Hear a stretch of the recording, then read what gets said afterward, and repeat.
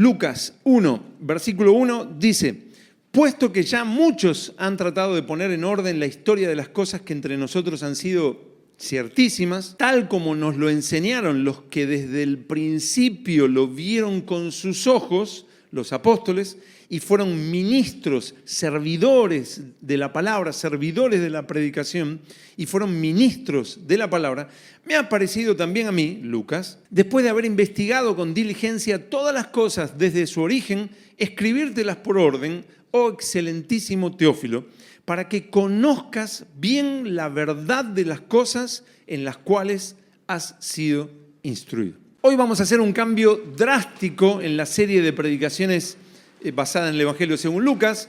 Por varias razones vamos a volver al principio, vamos a volver a empezar todo el Evangelio según Lucas. Por lo que hoy recomenzamos desde Lucas 1:1. Recién acabamos de leer una especie de prólogo que hace Lucas. Él le está escribiendo a un tal Teófilo y le dice que su escrito, lo que llamamos el Evangelio según Lucas, es un relato de la historia de Jesús tal como nos lo enseñaron los que desde el principio lo vieron con sus ojos y fueron servidores, ministros de la palabra. Estaban entregados a la predicación de la palabra.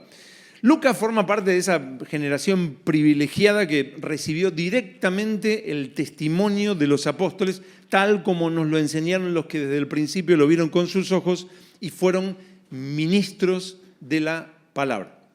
En el versículo 3 dice que él hizo una investigación exhaustiva de lo que los apóstoles enseñaron y el resultado de esa investigación exhaustiva es lo que nos dejó por escrito. Y luego de esto, Lucas comienza su relato y comienza ese relato contándonos acerca de un matrimonio piadoso. Miren, en el versículo 5 dice: hubo en los días de Herodes, rey de Judea, un sacerdote llamado Zacarías, de la clase de Abías. Su mujer era de las hijas de Aarón y se llamaba Elizabeth. Ambos eran justos delante de Dios y andaban irreprensibles en todos los mandamientos y ordenanzas del Señor. Un sacerdote judío llamado Zacarías y su mujer Elizabeth. Un matrimonio consagrado a Dios. Vidas dedicadas a obedecer a Dios. Unidos en la obediencia a Dios. ¿Qué les parece? Un buen ejemplo, ¿no? Eso sí que vale la pena leer. Ambos eran justos delante de Dios y andaban irreprensibles en todos los mandamientos y ordenanzas del Señor. Eso no sucede por casualidad. No es que uno se levanta a la mañana y dice, quiero obedecer y llega la noche y estuve buscando la voluntad de Dios en todas las cosas. Eso no sucede por casualidad. Nadie vive una vida de obediencia a Dios por casualidad. Hay primero una decisión basada en un valorar primero. Primero valoro más a Dios. Primero valoro más lo eterno. Luego una determinación que construye una disciplina constante, diaria, dedicada. Todo eso que les encanta, ¿no? Ambos eran justos delante de Dios y andaban irreprensibles en todos los mandamientos y ordenanzas del Señor. Lucas nos dice que Zacarías y Elizabeth llevaban vidas de consagración a la obediencia a Dios. Sus vidas estaban regidas por lo que Dios ordena. Más allá de lo que otros hicieran, sin importar si estaban rodeados por hipócritas o rebeldes declarados, más allá de lo que los otros hicieran, más allá de lo que ellos humanamente pensaran o les pareciera que debían hacer, más allá de lo que podía ser más cómodo, más fácil, más allá de lo que podía parecer que iba a aumentar su propio bienestar, más allá de los placeres inmediatos, en cada situación, Zacarías y Elizabeth, en cada situación, sus vidas eran dirigidas por una gran pregunta. ¿Qué quiere Dios que hagamos? ¿Qué debemos hacer para obedecer a Dios? Imagínense en cada situación. Se levantan mañana, Señor, ¿qué quieres que haga hoy? Guíame, muéstrame tu voluntad. Leen la palabra y dicen, acá dice, tengo que vivir así. Así eran Zacarías y Elizabeth. Lo que Dios manda en su palabra gobernaba sus decisiones. Andaban irreprensibles en todos los mandamientos y ordenanzas del Señor. ¿En cuántos? En todos. Irreprensibles, dedicados a la obediencia a Dios. A lo largo de los años he conocido infinidad de personas que no tienen ni idea de cómo encontrar la voluntad de Dios. Que son cristianos o profesan ser cristianos, pero no tienen ni idea cómo tomar decisiones como cristianos. ¿Cómo van a encontrar la voluntad de Dios si no saben cómo encontrarla? ¿Cómo van a tomar decisiones como cristianos si no saben cómo hay que hacer para vivir como cristiano? Y siempre me hacen la misma pregunta. ¿Cómo sé cuál es la voluntad de Dios? Y esto se debe a dos razones principales. Primero, menosprecian la palabra escrita de Dios. No están dedicados a saber qué es lo que ordena la palabra de Dios para vivirlo en plena obediencia. No están dedicados a eso. Leen la Biblia como si fuera un libro de sugerencias divinas. ¿Qué les parece? Lindo, dice, sí, linda sugerencia. Eso es la primera razón. La segunda razón, porque viven así, porque no toman la palabra de Dios como esto es la voluntad de Dios. Esto es lo que tengo que vivir. Como no viven así, segundo, claro, no caminan con Dios en su vida diaria. Y así van a la constante deriva.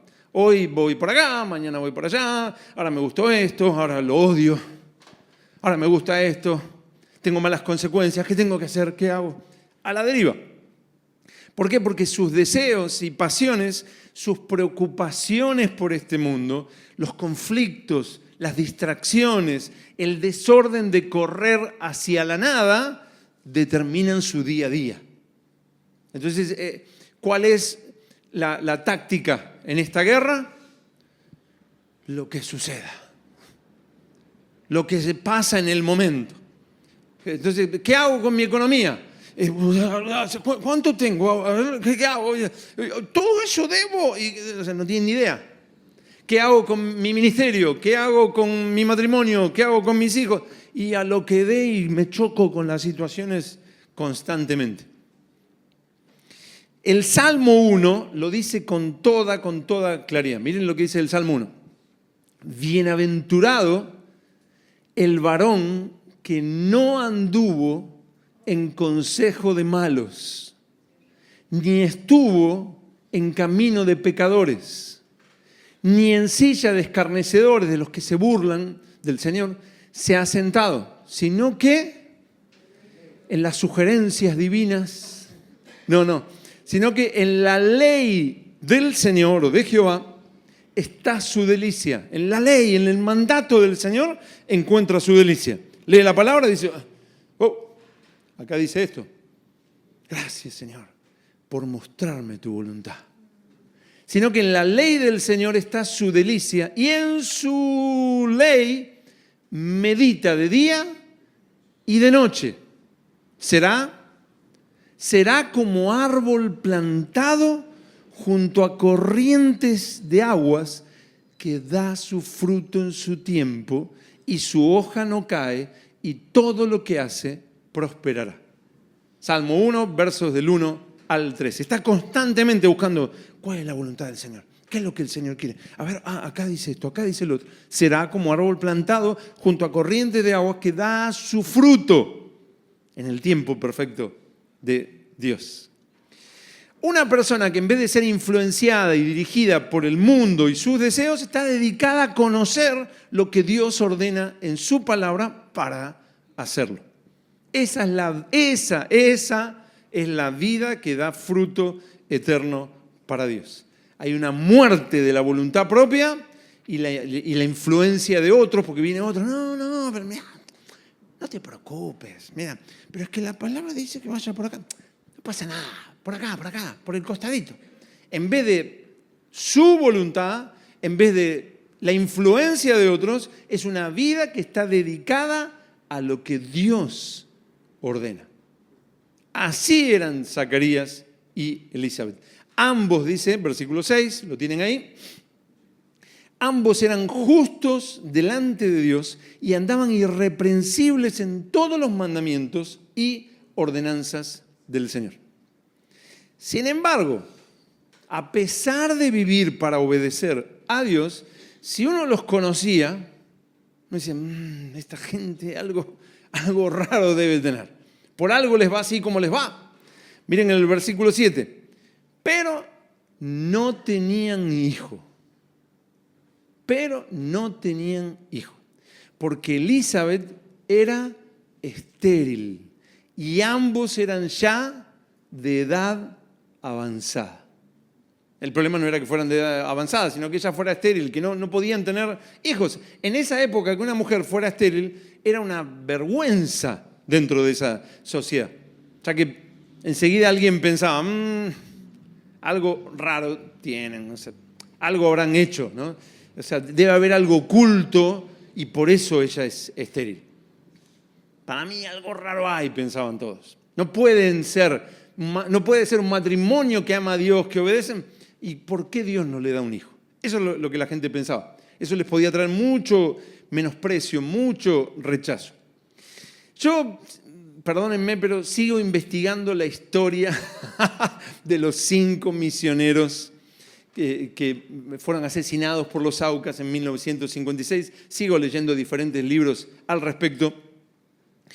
Una de las cosas que más me sorprendió de esta historia es que al menos 2 de los 5 misioneros, el mes anterior a entregar su vida, los asesinaron los Aucas, el mes anterior, 2 de 5 estaban luchando con depresión, porque no veían el fruto que ellos anhelaban en sus ministerios misioneros.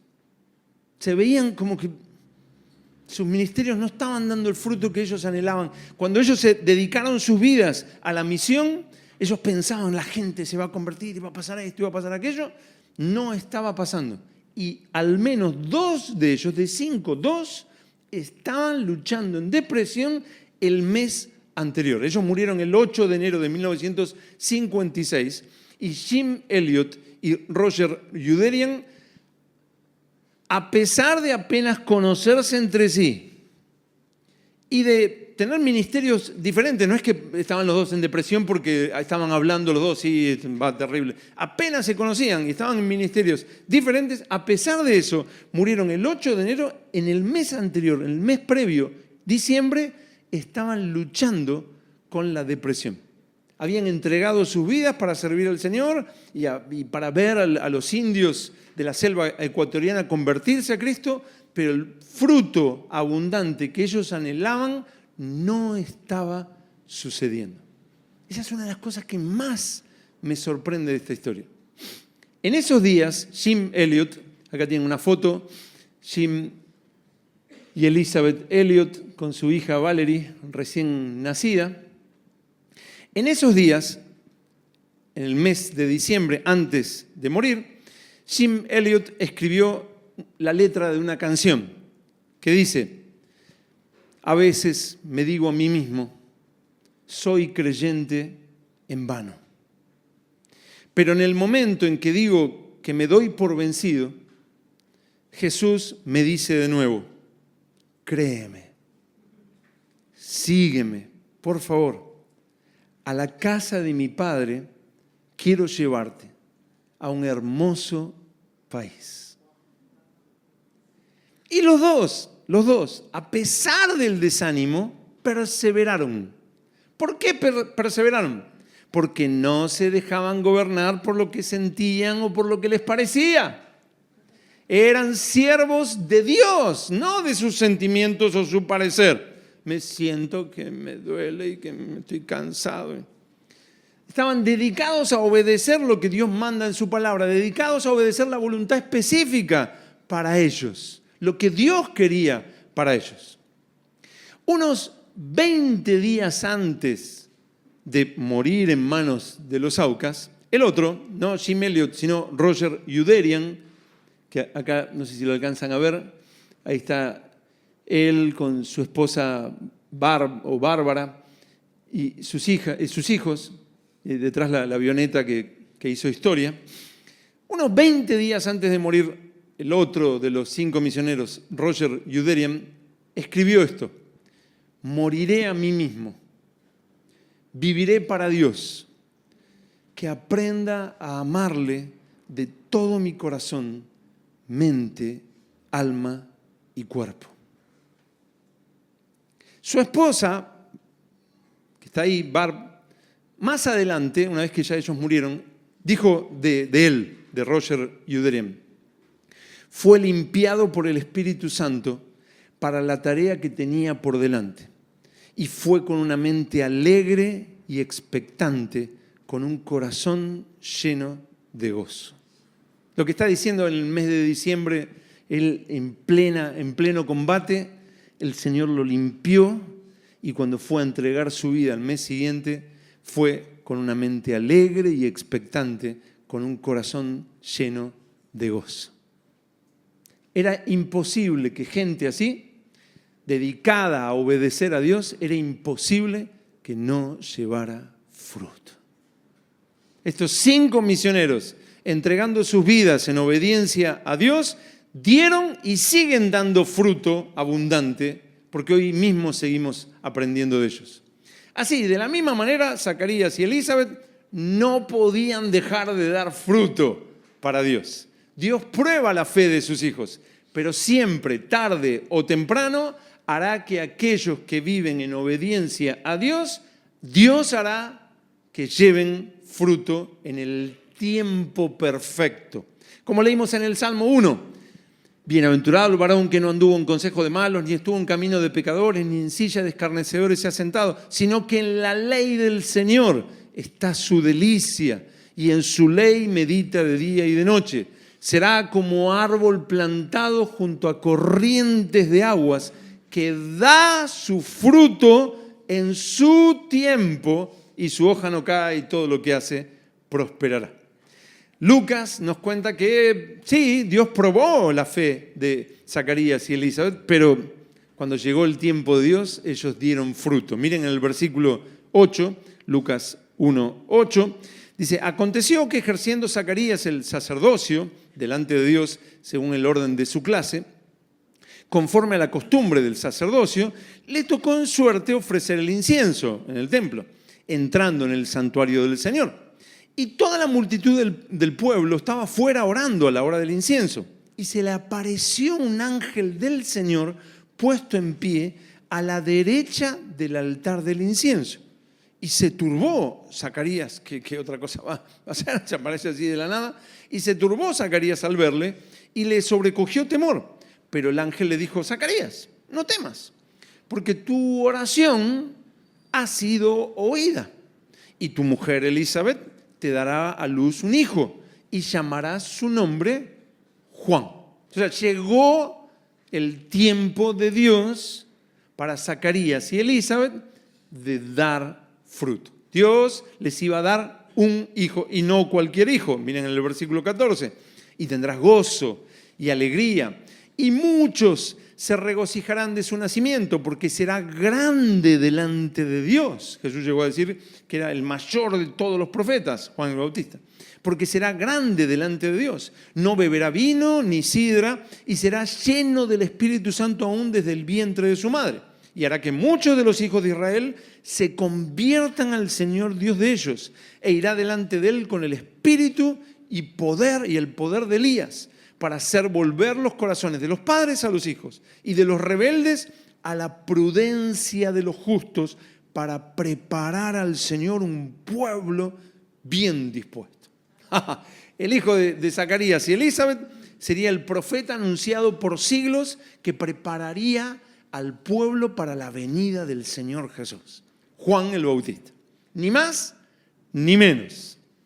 Juan el Bautista iba a trabajar para hacer volver a los rebeldes a la prudencia de los justos. ¿Cuántos son rebeldes? Pueden volverse a la prudencia de los justos.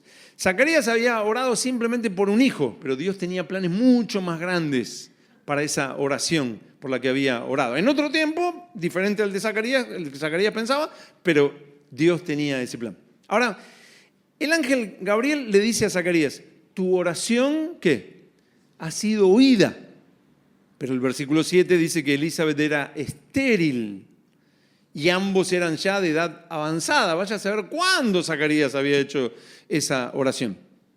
Esta oración de Zacarías seguramente la hizo décadas atrás, Zacarías, cuando más o menos era posible, ¿no?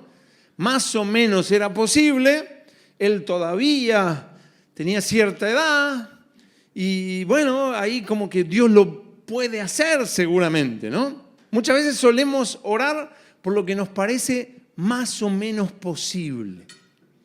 Y lo que es 100% imposible ya lo dejamos, ¿no? Eso no, ya no es la voluntad del Señor. Y a veces es a los 5 minutos, ¿no? Señor, tú quieres, Señor, bendice, Señor, haz esto, y Señor, si es tu voluntad. No es la voluntad del Señor. Aleluya. Así implícitamente somos de la teología que asegura que Dios puede hacer lo que está dentro de lo más o menos posible. Sin embargo, la palabra nos enseña que no hay nada que sea difícil para Dios. Jeremías 32, 17. Nada que vendría a ser. Nada. Pero Zacarías, hombre de Dios, dedicado a la obediencia a Dios, había llegado al límite de su fe. Se veía más muriendo que teniendo un hijo, Zacarías. Para Dios la película ya había... para Zacarías la película ya había recontraterminado, pero para Dios no había terminado. Y ese completo imposible era la escena perfecta para hacer un milagro. Justo, estaba justo. Para Zacarías ya estaba terminado. Dios veía la escena perfecta para el milagro. Miren el versículo 18. Dijo Zacarías al ángel. Zacarías le dice al ángel, ¿en qué conoceré esto? Porque yo soy, le explica, ¿no?, al ángel la situación. Porque yo soy viejo y mi mujer es de edad avanzada. Como si alguien te dice, hermano, seguí confiando. No, pero ya es imposible porque y ahí... Zacarías realmente ve imposible la situación. O sea, realmente había dejado de esperar un milagro al respecto. Y Dios, a través de su ángel, decide darle una gran lección a Zacarías y una gran lección para nosotros hoy. Versículo 19. Respondiendo el ángel le dijo, yo soy Gabriel, que estoy delante de Dios y he sido enviado para hablarte y darte estas buenas nuevas. Y ahora quedarás mudo y no podrás hablar hasta el día en que esto se haga, por cuanto no creíste en mis palabras, las cuales se cumplirán a su tiempo, en el tiempo que se tiene que cumplir. Un hombre de Dios, consagrado a la obediencia a Dios, puede tener un tiempo de conflicto o puede dejar de esperar la respuesta a cierta oración suya. Puede pasar. Ahora, cuidado. No es una forma de vida esto de Zacarías. Porque alguien puede decir, ¿viste? Yo soy como Zacarías. Tengo mis conflictos y a veces me cuesta creer. No. Eso es una forma de vida. Eso es otra cosa. Esa es una forma de vida. Para poder decir que te sientes identificado con Zacarías, el que te conoce a ti tiene que poder decir, él vive dedicado a obedecer a Dios. Recordemos, Lucas dice de Zacarías y Elizabeth, ambos eran justos delante de Dios y andaban irreprensibles en todos los mandamientos y ordenanzas del Señor. En el caso de Zacarías, consagrado a obedecer a Dios, en esta situación puntual de su vida, el esperar que Dios le dé un hijo, ahora que ya era anciano y su esposa estéril, ya no esperaba más nada. Simplemente esperaba su muerte. Pero Dios tenía mucho para enseñarle todavía y por no creerle a su mensajero, el ángel, Dios lo deja mudo. Y esta sin duda es una gran lección. Gran lección. Es la clave. La fe. La fe. Veas lo que veas, pase lo que pase, aunque no veas fruto, aunque no veas la respuesta a tu oración, si estás dedicado a obedecer a Dios, Dios va a responder. Mantente ahí, perseverante, en fe, esperando, confiando, orando. Continúa en la misión que Dios te dio. Dios va a hacer que dé fruto. Infinidad de ministerios son arruinados porque se desaniman y o abandonan o continúan, pero apáticos, endurecidos, amargados, haciendo lo mínimo, porque no ven fruto. Es que no puedo, es que no sirve para nada. Mudos para hablar lo que Dios quiere que hablen. ¿Cómo llegar a dar fruto? Bueno, primero, dedica tu vida a obedecer a Dios. Segundo, toma la palabra en serio. La palabra de Dios, tómala en serio. Y si lees algo que claramente es lo que los cristianos deben vivir, hazlo. No son las sugerencias del Señor. La Biblia no es la sugerencia de Dios, es la palabra de Dios, el mandato de Dios, sin importar lo que hacen los demás. Pero si yo conozco a este, pero si yo conozco al otro, pero si este no lo hace, ¿qué importa? ¿A quién sigues? Primero, dedica tu vida, no un ratito, dedica tu vida a obedecer a Dios. Segundo, toma la palabra de Dios en serio. Tercero, persiste. No hay otra manera. Por lo que Dios a través de su ángel deja mudo a Zacarías. Versículo 21. Y el pueblo estaba esperando a Zacarías y se extrañaba de que él se demorase en el santuario, pero cuando salió no les podía hablar y comprendieron que había visto visión en el santuario. Él les hablaba por señas, pero no sabía el lenguaje de señas, y permaneció mudo. Y cumplidos los días de su ministerio, se fue a su casa. Después de aquellos días concibió su mujer Elizabeth y se recluyó en casa por 5 meses diciendo: así ha hecho conmigo el Señor en los días en que se dignó quitar mi afrenta entre los hombres. Esta es una historia pequeña, pero a la vez esto pequeño es un reflejo de la gran historia. El pueblo de Israel falló en esperar la venida del Hijo de Dios y Dios hizo silencio por 400 años hasta que se cumplió el tiempo y Dios comenzó en esta historia, a través de Zacarías y Elizabeth y su hijo Juan el Bautista, comenzó a quitar la afrenta de Israel. Juan el Bautista prepararía el camino del Hijo de Dios prometido. Y para eso Dios eligió un matrimonio unido en obediencia, consagrado a Dios para cumplir su plan. Imagínate que te juntas con tu esposa, o te juntas con tu esposo o con tu esposa, se juntan, se unen los dos en una charla y dicen: se terminó, vamos a dedicar nuestra vida al servicio de Dios, a lo que Dios mande, a lo que Él quiere para nuestras vidas. Primera opción. Segunda opción, haces eso y al otro día te olvidas. Tercera opción, no solo lo dices como la primera opción, sino que lo llevas a cabo. Dice, uno espera, ¿qué espera a partir de ahí? Las grandes acciones. Si se me presenta el mar rojo, voy a obedecer a Dios y levantar la vara. Y se abrirá el mar rojo. Si se presenta, uno espera el paralítico, voy a ser como Jesús. Bueno, no es así. Es en lo que tiene delante, en el aquí y ahora, en el ya. Si hoy cantaste Reina en mí como cantábamos, es ya, ahora, en este momento, cuando salgas de la reunión, a partir de ahora, Él es el Rey. Dios utilizó para este gran evento de comenzar a quitar la afrenta de Israel, utilizó un matrimonio unido en obediencia, consagrado a Dios para cumplir su plan. Ellos no podían dar a luz el hijo que debían dar a luz, pero de eso se encargaba Dios. nosotros obedecemos a Dios, Dios hace lo que nosotros no podemos hacer. Nosotros nos entregamos nuestra vida para hacer la voluntad de Dios. Dios hace lo que nosotros no podemos hacer, dar fruto eterno. Que nuestra vida no pase por este mundo inútilmente, o peor, para condenación eterna. Dios usa a aquellos que están dedicados a hacer su voluntad y con ellos Dios hace lo absolutamente imposible.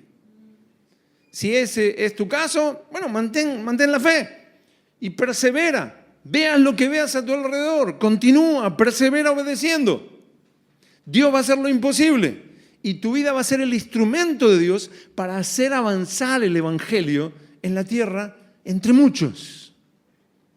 Ese matrimonio consagrado a Dios era totalmente insignificante para la mayoría, pero fue exaltado por Dios y hoy seguimos hablando de ellos. No importa si te parece que tu vida es insignificante ante las millones de cosas que pasan en el mundo y ante las millones de cosas que pasan en la iglesia global. Es que como me gustaría influenciar a la iglesia y hacer esto y aquello. No importa si te parece que tu vida es insignificante. Lo importante es, ¿estás haciendo la voluntad de Dios? ¿Estás haciendo lo que Dios te mandó a hacer? ¿Estás obedeciendo la palabra de Dios? ¿La palabra del Señor es el deleite de tu vida? ¿Yo quiero obedecerle? Tú entrega completamente tu vida para Cristo, Dios va a tomar tu vida y la va a hacer una semilla que da fruto. Así como Zacarías no podía hacer que su matrimonio fuera un matrimonio que deje una herencia, nosotros no podemos hacernos a nosotros mismos árboles que den fruto. No podemos transformarnos a nosotros mismos, no hay nada que podamos hacer nosotros para dar fruto. A ver si le hablo así, si le hablo así, si lo canto así, si hago esto, si imito esto. Olvídate, ¿no? Si algo uno aprende con el tiempo en el ministerio es que no hay manera. No hay manera. Pero Dios toma lo que tú eres, si buscas obedecerle, y Él te dice, por acá, así. Y cuando digo así por allá, no vas a pensar, pero es que yo no escucho la voz de que... Primero, es eso que tienes ahí en la mano. ¿Qué es lo que le dijo Dios a Moisés? Le dijo, ¿qué tienes en la mano? ¿Qué tienes en la mano en este momento? La palabra de Dios. Y luego, en lo específico, oras, Señor, guíame a tu voluntad. Si quieres hacer la voluntad de Dios, Él te va a guiar. ¿Tú hablas? ¿Quién te dio la boca? Dios va a hablar, tranquilo. Siempre va a ser conforme a la palabra de Dios, a lo que ya reveló en su palabra escrita. Pero en lo específico va a guiarte. Si quieres hacer la voluntad de Dios, tú obedeces, Dios hace lo imposible. Tú haces lo que se te ocurre, tu vida va a ser inútil, va a ser de tropiezo a otros. Jesús dijo, el que no recoge, desparrama. El que no hace la voluntad de Dios, termina dañando a otros. Pero tú obedece y Dios va a hacer lo imposible. Todo eso que tú no puedes hacer.